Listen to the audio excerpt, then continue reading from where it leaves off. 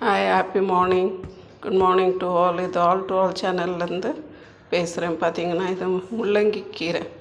முள்ளங்கியை வாங்குவோம். முள்ளங்கி வாங்கிட்டு இந்த கீரையை அவங்கள எடுத்து போட்டு கொடுக்க சொல்லுவோம். இல்லை அவங்கள எடுத்து போட்டும் கொடுக்குவாங்க. ஒவ்வொரு நேரம் நம்மளுக்கு கீரையோடு கொடுப்பாங்க.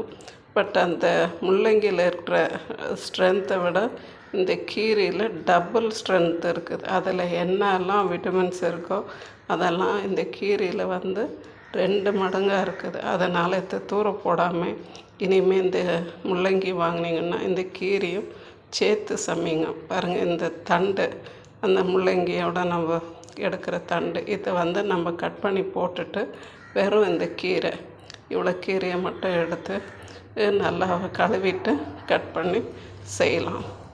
வாங்க செய்யலாம் எப்படின்னு பாருங்கள். இப்போ ஒரு பேன் வச்சுருக்கேன். அதில் கொஞ்சம் எண்ணெய் ஊற்றி கடுகு, உளுத்தம் பருப்பு, கொஞ்சம் சீரகம் போட்டிருக்கேன். ஓகேவா? இப்போ கொஞ்சம் பூண்டு தட்டி வச்ச பூண்டு போட்டுக்கலாம்.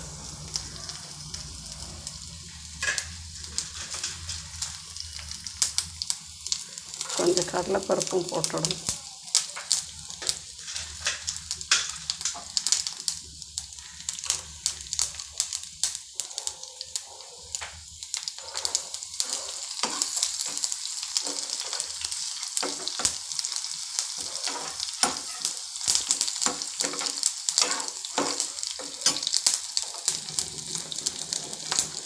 இப்போ இதில் கொஞ்சம் வெங்காயம்,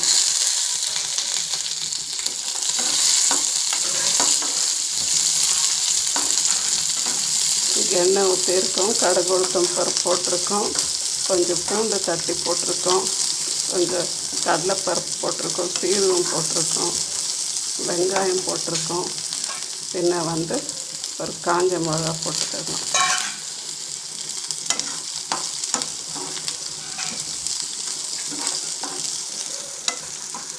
இந்த கீரை ரொம்ப ஸ்ட்ரென்த்து, சேம் டைம் கொஞ்சம் ரொம்ப சாஃப்டாக இருக்காது, கொஞ்சம் நெருன்னு இருக்கும். பட் ரொம்ப டேஸ்டியாக இருக்கும்.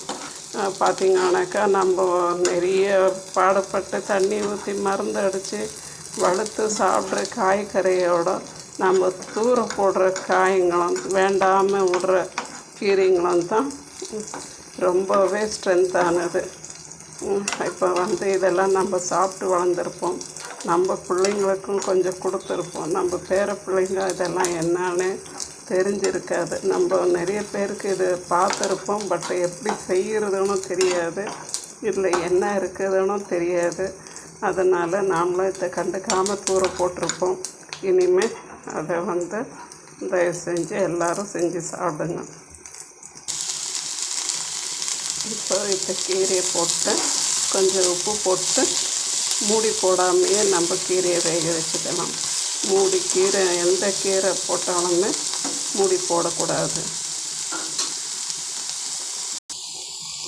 இது பாருங்கள், நல்லா ஸ்லோ ஃப்ளேம்லேயே வெந்து வரட்டும். இந்த கீரைக்கு அதுலேயே நம்ம உப்பு போட்ட உடனே அது கொஞ்சம் தண்ணி விட்டு வரும். அப்போ நீங்கள் பாருங்கள், தேவைப்பட்டால் கொஞ்சம் தண்ணி லேசாக தெளிச்சிக்கிட்டாக்க போதும். ரொம்ப தண்ணி ஊற்றணும்னுட்டு இல்லை. இதுக்கு நான் தண்ணி தெளிக்கலை, அந்த தண்ணியிலே அது வெந்துடுச்சு. இந்த கீரை 2 பேருக்கு தாராளமாக ஆகும். இப்போ இதோட நம்ம தேங்காய் சேர்த்துக்கலாம். திருவி வச்சு தேங்காய் சேர்த்துக்கலாம்.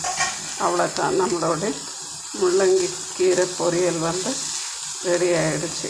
இனிமேல் இந்த கீரையை தூர போட மாட்டீங்கன்னு நினைக்கிறேன். ப்ளீஸ் என்னுடைய சேனலில் ஷேர் பண்ணுங்கள், லைக் பண்ணுங்கள், சப்ஸ்கிரைப் பண்ணுங்கள்.